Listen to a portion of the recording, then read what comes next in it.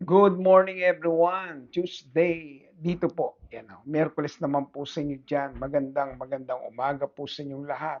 At nakakatuwa naman ang Diyos. Alam kong pinupuno tayo ng Diyos sa napakarami mga bagay na alam natin na nakakatulong sa ating spiritual life. Alam niyo, pagka tinawag natin na journey, tuloy-tuloy yan eh. Kung sakaling magpapatuloy din tayo sa Panginoon. Siyempre, minsan nasa ating desisyon din yan. Kaya nga binuo natin ang devotional journey. Ibig sabihin niyan, sa ating pong narinig ng mga salita ng Diyos, it will become a devotional, in a devotional way, no? Through devotion, ito ay personal tayong tinatouch, personal tayong kinakausap ng Diyos. At salamat sa Diyos sa inyo pong oras at panahon na binibigay. At siyempre, batiin natin lahat ng ating mga kasama ngayon. Yan, dumadami po tayo habang tumatagal. Si Miriam Catilo, Jai de los Santos, Lindon Reyes, Pastoral Lloyd Dalontok, Pastoral Leia Panganiban Alad, Eunice Sara Reyes, si Connie Imperial, Alice Barrias, Pastoral Leia Panganiban Alad, nabanggit ko na kanina, Rev Resi Langkap, at naku, salamat po sa inyong oras pa noon. Marilo Abril. Wow, dire-diretso lang para masaya. At purihin po ang Diyos, nakakatuwa po ang Panginoon.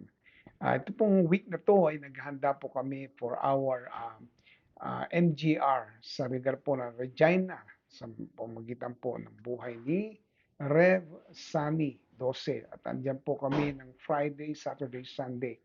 And thanks be to God, I believe the Lord will do and move again for His love, no? Dahil sa kanyang pagmamahal, pag-ibig, pagkilos, wow, grabe. Ayan, nandiyan din ngayon, nabatiin din natin si Marian Magalong, Precious Gamboa, ayan, March naman, nandiyan naman tayo sa lugar ng Cayman Islands, may NGR at saka Camp. At si Lermar Casa, God bless you. Si Ninang Pina or Agripina Protasio, Jonathan Soriano, mga matitindiring lingkod ng Diyos itong mga to eh. Claire Benjola, yan. Ang bait ng Diyos, napakabuti niya. No? Ang dami niyang ginagawa. So far, so good. At ang dami pong nangyayaring maganda sa buhay natin. Kasi ang Diyos kasi ang naluluwalhati. Siya ang napapasalamatan. Of course, Shenet, God bless you. Thank you for your time. At si Tuding Brocal, at purihin po ang Diyos sa mga kapatid nating narito ngayon at kasama natin. Wow, grabe si Lord. Ano? Pupurihin natin siya lagi. At ito po ang ating pong ah, devotion ngayon. Ito po, no? Ano kung, ayan, ano kung, ano kung, ano nga ba, ano kung na yan, ha? Sabi ng 1 Samuel 17, verse 50 to 51, so using only a sling and a stone, ayun yun eh. Ano kung sling lang at stone? David proved to be stronger than the Philistines. Ang lakas ay wala sa gamit. Ang lakas ay nasa pagtitiwala sa ating Diyos. Alam natin lahat yan, ano? Alam natin na ang Diyos ay lagi naghihintay na tayo magtiwala sa Kanya. David struck down and killed the Philistine even though David didn't have a sword in his hand. Walang tabak man lamang sa kamay pero napabagsak niya. Pero bago tayo patuloy, baka matabunan sila Lyndon Reyes. Good morning. Mirna Alog Castor. More blessings here. Si Rona Bantok Hendrano. God bless you, Pastora. Yan, purihin ng Diyos. At si Angel Orlina de Chavez, Babes Rosel or Sister Baby, ang baby ng Winnipeg. Yan, ang pong ang aming baby, lagi pa rin baby. Hindi po yan tumatanda at maganda naman. Ano? At blessed na blessed ng Lord. Masarap pa magluto. So we see, ano kung sling lang at stone? Ano kung wala akong sword? Basta, iba ang Diyos. No? Tayo po'y bago manalangin sa isingit na po nating batin sila Janus, si Jocelyn Ocho, at siyempre ang aking beloved sweetheart, Wesa Abat. Yan, napakagandang anak ng Diyos. Ang anointed woman of God here in Winnipeg. Yan, isa sa mga pastor natin sa Canada na ginagamit niya. Let's pray. God, we thank you so much for your words. We ask that your name will be exalted habang kami ay nag-aaral na yung salita at hindi lang nag-aaral, kundi nagde-devotion. Alam namin ito'y pangungusap mo sa puso't buhay namin. Alam namin, O Lord, nagpe-prepare kami ng maraming bagay, pero pwede namin sabihin, ano kung ito lang ang aking pera? Ano kung ito lang ang aming gamit? Pero ang Diyos, ikaw ay makapangyarihan, kaya mong gumawa ng maraming bagay sa ating buhay. God, salamat po sa iyong kabutihan. We give you praise, honor, and glory in Jesus' name. Amen and amen. Alam niyo kung bakit Kasi nga, kung sa panahon natin, yan yung kunyari, sasabihin mo, Lord, pagpapalain mo ko, pero pag kinakapa mo yung bulsa mo, konti lang ang pera. Ang wallet mo, walang laman, kundi credit card. Kaya, ano pa? Tapos sabi mo, Lord, alam ko, i-bless mo ako, pero ang simple ng buhay mo. Pero kasi wala nga doon eh. Ano nga? Ano? Yan. Ano kung ganun ang buhay mo? Well, God is not limited by what we have or what situation we have. But by that moment, if we need miracle, andyan siya lagi. Andyan ang Diyos lagi. Ayan, alam na alam yan ni pagbati po kay Pastor Apollo or Apol Di Mayuga. More blessings sa iyo, Pastor. Grabe na si God. Hallelujah. At ituloy po natin, sabi ng 51, David ran and stood over the Philistine. He took Goliath's sword and pulled it out of its sheath. Ayan. Galing sa kaaway yung kanyang tabak, kinuha niya. At sabi niya nga dito, and made certain, ito kasi yung pinakamahalagang bagay na dapat natin iisip eh. Pag tayo nagwa-warring prayer, be sure, make sure, maging certain tayo na talunan ng kaaway sa prayer pa lang natin. Just like David, sinigurado niyang talo ang kanyang kaaway. Baka gumaling pa eh, baka mabilagyan pa ng mga gamot-gamot at mga dasal nila. No? Then he cut his head. And then, ano sabi niya? Pinakita niya ito sa mga Pilistino. At yung hero nila ay namatay, nagtakbuhan silang lahat. Talunin natin ang kaaway. At maging certain tayo dito. Alam natin, kayang-kaya ni Lord yan sa buhay natin. Alam natin may magandang gagawin ang Diyos. Alam natin may mangyayaring matindi sa buhay natin. Kasi nga, nagiging certain tayo eh. Nagiging very specific at the same time, masyado tayong naninigurado na yung ginagawa at gagawin pa ng Diyos ay patindi ng patindi sa buhay natin. Kaya hindi tayo tumitigil manalangin, tuloy-tuloy ang ating prayer, hindi natin pinababayaan ang ating panalangin ay talunan. Bakit ba nagiging talunan ng panalangin? Kasi pag mag-prayer, hindi kumaalis ka ng kwarto mo at sabi mo lang by faith. But you know what? While you are praying, there is a motivation, there is an inspiration, there is an assurance that the devil was defeated even inside your room because it is written in the Bible, he's already defeated. Pero sa room mo, naniniwala ka, tinalo mo siya at pinakikita mo sa mga kaaway para lahat sila magtakbuhan, papalayo sa iyo. Hallelujah! So, hindi po tayo makatiis na hindi batiin ito. Sila Fredlyn De Los Santos, Cheryl MC Magtibay, Pastora Jen Barista, kamusta na ikaw? Sister Flor, ayan, si Camela, Aloria Mercado, more blessing po sa inyong lahat. Tatandaan po natin yan. Patatakbuhin natin ang mga kaaway. Sabihin natin, matatalo kayo, panalangin ko pa lang ngayong umaga, panalangin ko pa lang kagabi, panalangin ko pa lang, alam kong may ginawa ng Diyos. Hindi natin kailangan maghintay sa isang taong magaling na manalangin. Ikaw mismo pakikinggan ka ng Diyos, may gagawin ng Diyos sa iyong buhay. Ituloy po natin, ano sabi, ayaw kong agawin ang glory ni Lord. Wag. Si David ayaw niya agawin ang glory ni Lord. Kaya ang ginawa niya, sinabi niya doon, na ito lang ang hawak ko para ipakitang hindi naman ako ang aawa, ang kaaway mo ngayon. Hindi ako, physically, you see me as David. Goliath, no? Pero Goliath, itong tatanda mo, I'm not your enemy anymore. I'm not the one who is going to fight you. It's my God. I come to you in the name of the Lord. Ang sinigaw po ni David, dadating ako sa iyo sa pangalan ng aking Panginoon. So bago po ako magpatuloy, ay pagbati po kay Ana Kodog. God bless you. Praise God. Ako salamat. Ang dami nag-amen. Yan ang gusto ko yung nagre-react na ganyan eh. Ayan, si Pastor Rex nandiyan din, Sister Liza, Visconde Motar. Napakabuti ng Diyos. I-share po natin to. Huwag mo agawin ang glory ng Lord. Ipakita mo na hindi dahil sa talino mo, sa galing mo, sa mga kaya mong gawin, sa mga oras na binibigay mo sa sarili mo, kaya ikaw ay malakas, magaling, matalino, o kaya ikaw ay merong mga pagpapalang natatanggap. Ang dahilan dahil sa Diyos na may gawa ng langit at lupa. Super duper ang blessing mo. Yun ang nararanasan mo. Yun ang alam mo. Yun ang nakikita mo. Yun ang nangyayari sa iyo. Hallelujah! Praise God! Eunice Sarah Reyes, more blessings sa iyo. Ituloy po natin ha. David proved to be strong, sabi ng Bible. Si David naging napakalakas, matindi ang bata niya. Pero malakas siya, hindi siya malakas sa Pilistino dahil talagang siya nag-exercise at may mga muscles, no? Hindi. Malakas siya kay Lord, no? Hindi malakas si David, pero ang totoo ay powerful siya dahil kay Lord. Si Lord ang nagpalakas sa kanya.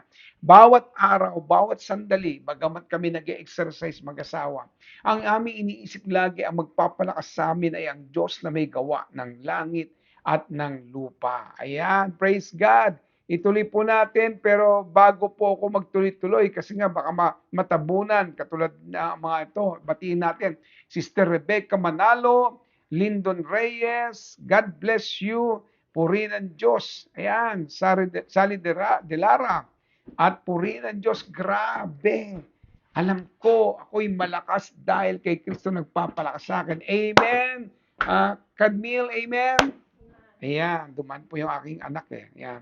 Purihin po ang Diyos. Ito po yung dapat nating malaman eh. Bawat oras, bawat araw. Hindi nagmumukmuka dyan. Iyak ka na iyak sa tabi. Hindi. Si David, batang paslit. Ang kalaban ay isang higanting lalaki na matanda pa sa labanan kaysa kanya. Hindi pa siya pinapanganak, sundalo na ito. Pero ang inisip ng Diyos sa kanya, ikaw'y malakas anak. Huwag kang mag-alala. At ang sabi niya sa kanyang sarili, hindi kita tatalunin ng kung ano paman, pero tatalunin ka ng hawak ko dahil ako ay hawak din ng Diyos. Ayan, pagbati po kay Leonides Pacho at sino pa ba nandiyan? Ayan, marami na tayong si Janus, yes, Alice Marias, God bless you. Ituloy po natin, grabe na to, no? Ayan, may faith si David eh. May faith siya eh. Yun dapat yung inaawakan mo, may faith ka. Hindi ka naniniwalang hindi ka sasamahan ng Diyos. O hindi ka naniniwalang hindi siya sasama sa iyo. Sasama ang Diyos sa iyo. Sabi dito, no, babasahin ko po, pero bago po yon si Recommend Top, God bless you. Salamat, no? Hallelujah. He saved us yesterday. Amen. Praise God. Ayan. What's the story? Amen. You can share the story. I know that God saved you yesterday. Uh, may page si David, 1 Samuel 17, verses 45 to 47, David told the Philistine, you come to me with sword and spear and javelin. You are full battle gear. You have all uh, the the weapons that you need to fight on anyone else here. But I come to you in the name of the Lord of armies, the God of army of Israel, whom you insulted. Ininsulto mo siya, pero ngayon, iinsultin ka sa magitan ng isang batang paslit na katulad ko, pababagsakin ka. You know, the devil always looking on us na talagang maliliit, pero ang Diyos ang tingin sa atin with the faith that we have, ang laki-laki natin. And as we face the enemy, I believe with all my heart, grabe yung meron ka. Matindi yung meron ka. Super yung meron ka dahil ang Diyos mo ay makapangyarihan. Ang Diyos mo ang siya nagpapatatag sa iyo. At ang sabi nga, today, sabi ni David, nakakatuwa si David eh. Today, ito nakikita ko rin ito kay Bishop Art at sa mga pastors natin, kila Pastor Gani, parang ito, maging sa inyong lingkod, kay Rev Wesa, nakikita ko ito, sinasabi lang, ngayon, ang sinasabi na lagi, ngayon may gagawin ang Diyos. Ibigay mo, sabihin mo sa sarili mo, ngayon may gagawin ang Diyos. Brother Josiah Aman Plata, God bless you more. No, ngayon may gagawin ng Diyos. Today the Lord will hand you over to me. I will strike you down and cut off your head. Hindi pa niya nagagawan, nasasaktan si Goliath ng time na yan. Ha? Hindi niya pa nga na-release yung bato. Pero sabi niya, I will struck you down, pababagsakin kita. At yung ulo mo, puputulin ko yan. Ako, magagalit talagang kaaway dyan. Kaya minsan pag nagpipray, di ba? Sa iyong kwarto, sinasabi mo, wala kang magagawa, Diablo, ang lahat ng iyong plano, winawasak ko, nag-iisip ka pa lamang, sinisira ko na yung utak mo at hindi mo ako kayang pabagsakin. At Pastora Jen, salamat sa pagtatanim. Ayan, more blessings sa iyo. Ayan, praise God. Right now, yes, sabi ni Sister Baby or Babes Rosel, right now, yan. Thank you very much, Sister Angie, Lorena, Rhea. Batiin po natin muna itong mga taong to, baka matabunan eh. At salamat po sa pag-amen ng marami nating kasamahan. Ayan. Si Celestina Leones. Hallelujah. And this day, ngayong araw na to, I will give the dead bodies of the Philistine army, pati army din naman yan, pati mga kasamaan mo, to the birds and to the wild animals. The whole world will know that Israel has a God. Katulad po ng laging dinideklara ng ating bishop. Sabi niya ganyan, hayaan nating malaman ng buong mundo, ang Diyos natin ay nagpapalaya. Kaya naman, grabe, kaliwat kanan ng deliverance, kaliwat kanan yung mga signs and wonders, kaliwat kanan yung mga nakakatanggap ng himala, kaliwat kanan yung mga pinagpapala, kaliwat kanan yung nakakaranas ng pagpapala. Why? Because si David wala pang television, wala pang radyo, wala pang cellphone, sabi niya buong mundo malalaman na merong Diyos ang Israel. Kaya nga tayo nagpupunta minsan sa Israel eh. Kaya tayo nakakarating doon. Gusto natin makita, ma-prove that there is really God in Israel. Gusto natin ma-prove not only na meron lang tayo may faith, but we know that when we get there, we will see all and everything that the Lord is doing sa ating buhay. Ayan, pagbati po kay Layosa Joy at Connie Imperial. God bless you. At salamat, Rose Mantaf. At yan, pray. Ayan, yes, God's miracle will flow to you in Jesus' mighty name, and even your bills. Bahala ang Lord dyan. Salamat sa pagtatanim. Tinaniman mo yan, mangyayari sa iyo, pagagalingin ka, at mababayaran ang lahat ng mga bills for the glory of God. Shikura Makaramasyanda. Alam mo yon, buong mundo makikilala ang Panginoon. Yan po yung binigay na word sa akin ng Lord. Ito pong mga nagdaang araw. Sabi niya, malalaman ng buong mundo na mayroong Diyos na kumikilos sa inyo. Hallelujah. Verse 47, then everyone gathered here will know. Dito pa lang yung nakakita, kahit nga saan nakikita nila ang power ng God. That the Lord can save without sword and spear because the Lord determines every battle's outcome. He will hand all of you over to us. Alam ko may gagawin ng Diyos. Ibibigay na kayo ng Diyos sa akin. Ganon din ang sinasabi sa kaaway kapag ikaw ay nasa panalangin, no? Huwag ka lang laging nguwi dyan, iyak ng iyak. Tumayo ka bilang anak ng Diyos at gamitin mo ang sword of the Spirit, gamitin mo yung shield of faith at labanan mo ang gawa ng kaaway, putulin mo lahat ng kanyang plano, sirain mo ang kanyang mga plano. Kung siya dumating to kill, steal, and destroy, ibalik mo sa kanya yan. Sa iyo papunta yan, destruction, sa iyo pabalik, ibalik mo sa kanya, labanan mo siya, harapin mo ang gawa ng kaaway at sabi mo sa kanya, wala kayong magagawa sapagkat ang pangako ng Diyos sa amin ay matibay, kami pagpapalain, sasamahan niya, pangungunahan niya, at ang buhay namin ay sasagana. Hindi siya umihintog na gagawa ng himala. Kaliwat kanan, dama namin ang kanyang pagkilos, ang kanyang pagsama sa aming mga buhay. Yes, hallelujah. Let us not stop. No, thank you, Shenet, sa iyong pagtatanim. More blessings sa iyo. At Rev. Vicky Banawa and Joel Vilena, more blessings sa iyo. Ituloy po natin, ha? Sabi, ginamit niya ang sword ng kaaway niya. Ito po yung binabanggit sa Book of Revelation. Ibalik mo sa kanya yung ginagawa niya. Sabi po doon kay sa sa sa sa chapter, kung ako nagkakamali, Revelation chapter 18, hindi po nagkakamali. At binabalik sa kaaway yung ibinigay niya sa atin. Ganon din, yung gagamiting sword, panlaban sa'yo ng kaaway, gagamitin mo, ibabalik mo sa kanya. Lahat ng plano mo, binabalik ko sa'yo.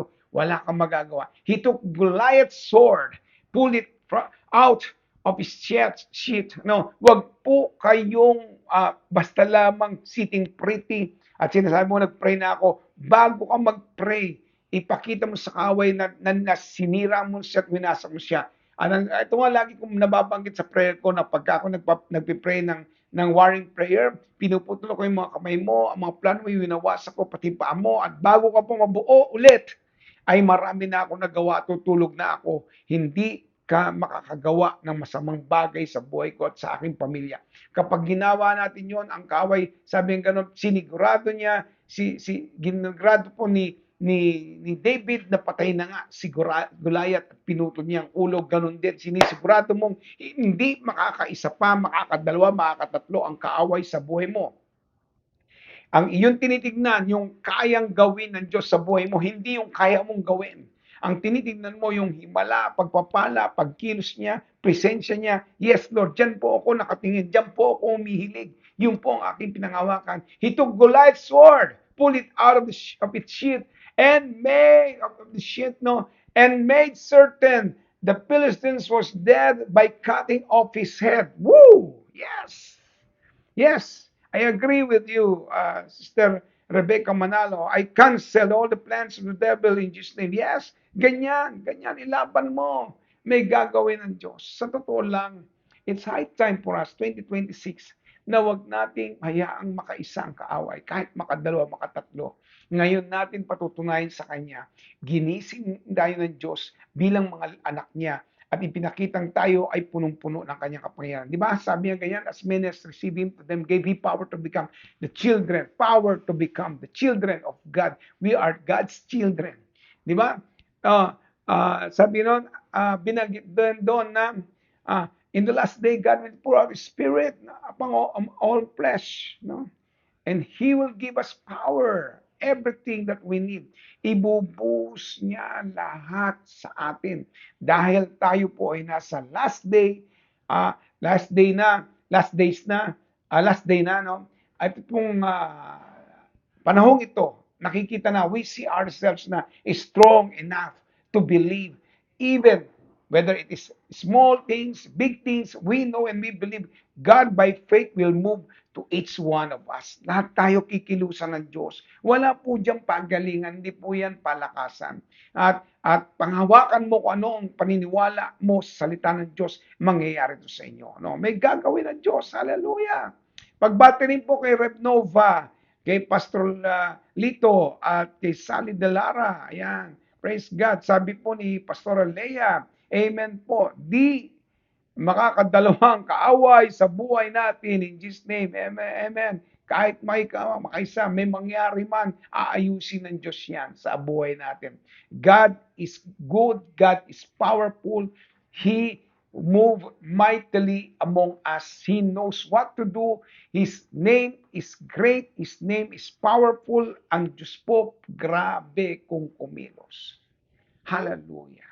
Hallelujah. Bigay ko po sa inyo at bago po ako magpatuloy na manalangin sa oras na ito, bigay sa inyo ang final word o final thoughts. Pagbati kila Rita Intac at kay Mylene, Pastora Mylene Manalo Abat, God bless you. Pakita ko po sa inyo yung ating final word. Ayan.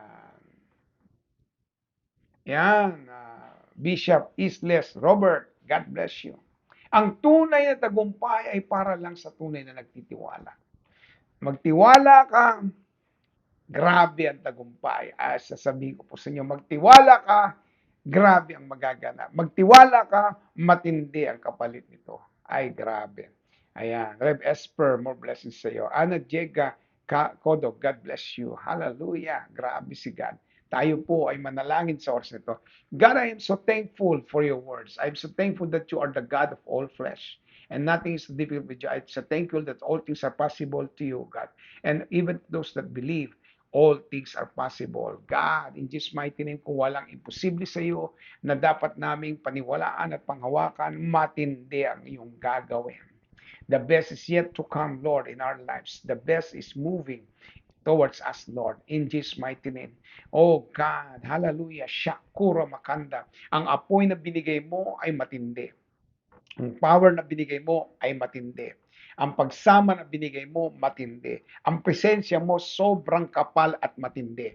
Lord, I pray that you will move upon your people right now. Kung meron dapat pagalingin, pinagagaling sa pangalan ng Jesus. Ibalik sa normal lahat ng bahagi ng katawan namin sa pangalan ng Jesus. I release the power of God, the presence of the Lord upon each one of us. The blood of Jesus. Yes, continue, Lord, na dumaloy mula ulong hanggang talampakan, ang blood ni Jesus mag-flow, let it flow upon each one of us, Lord. I declare, Father God, lahat ng sumpa, tinunaw na ng Panginoon. Lahat ng kahirapan, tinunaw ng Panginoon. Lahat ng sagkandaman, tinunaw ng Panginoon. Sa pangalan pa ni Jesus, ang kapangyarihan niya ay dumadaloy ngayon sa buhay ng bawat isa. Rabakaramashyanda. There will be great promotion sa buhay ng bawat isa. Matinding promosyon, financially, physically, spiritually, materially, in Jesus' mighty name, lahat ng part ng buhay mo ay pagpapalain ng Diyos, pati ang iyong buong pamilya. Ang deklarasyon ko, ang problema mo sa puso pinagagaling, ang problema mo sa ulo mo ay pinagagaling, ang problema mo sa mga mata mo pinagagaling, ang problema mo sa dugo mo pinagagaling, lahat ng kagalingan at pagkilos ng Diyos dumadaloy sa bawat isa ngayon.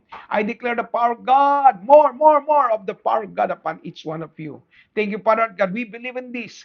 That because we pull down the enemy, we destroy him in the name of Jesus, all his wiles and plans, we cut all the parts of his spirit right now in the name of Jesus. We command to get out of these people right now, and even to the family of each one of us. There will be great joy in the family of God. Hallelujah. There will be great worship and praise in the family of God. There will be great anointing upon the family of God. Thank you, Father God, as we give you all the glory, all the honor, worship, and praises. In Jesus' mighty name, this we pray. Amen and amen. Woo! Hallelujah! Grabe na to. So, natabo na iba.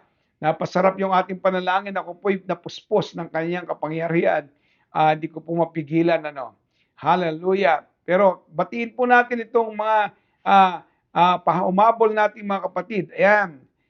Sila, Pastora Rev Esper, nabati ko na. Pastora Connie Catoy, more blessings sa iyo. Arcangel Berna, God bless you.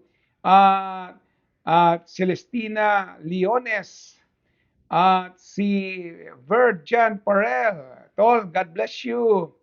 Si Shea Bier, more blessings sa iyo. Lloyd Duenas, Lontok, Pastora, nabanggit ko na kita, Sushi, ang inaanak kong anointed, Sarsora, more blessings sa iyo. Sabi ni Eunice Sara Reyes, Amen, God bless, Hallelujah, woo! Sabi ni Sushi, akin yun, Amen, sa inyo yan. Erlinda Panaligan, more blessings sa iyo. Hallelujah. Praise God. Anna, Kodog, ay nabanggit ko na pala yan. Yan. Praise God. Nako, glory be to God. Purihin ng Diyos. Purihin ng Diyos na may gawa ng langit at lupa. Rev Sunny 12, anointed man of God from Regina. Woo, grabe. Pagpalan sabi ni Rev Nova, amen po. Salamat po sa walang sawang. Yan, guys, share. Habang tayo nakakabuhay pa, nagagawa natin lahat ito. God is good. Purihin ng Panginoon. Ayan, thank you, Lord. May nararamdaman ako pinagaling. May pinagaling. Naramdaman ko may kumilos ang Diyos. Merong matinding regalo. May nakita kong matinding regalo ang Diyos. Hallelujah. May inaayos. Grabe na to. Hindi pa tapos ang Diyos.